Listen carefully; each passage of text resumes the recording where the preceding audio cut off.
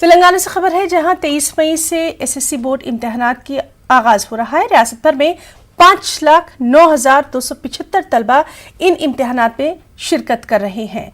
आपको बताएं कि इस बार 11 पर्चों के बजाय सिर्फ 6 पेपर का ही इम्तिहान होना है। इम्तिहान सुबह 9:30 से 12:45 तक चलेगा। 9:30 के बाद तलबा को इम्तिहानी सेंटर यानी एग्जामिनेशन हॉल में दाखिले की इजाज़त बिल्कुल नहीं होगी। इम्तिहानी मराकज़ के पास दफ़ा 144 नाफिज रहेगी। इसके अलावा सीसीटीवी कैमरे भी नस्ब किए गए हैं।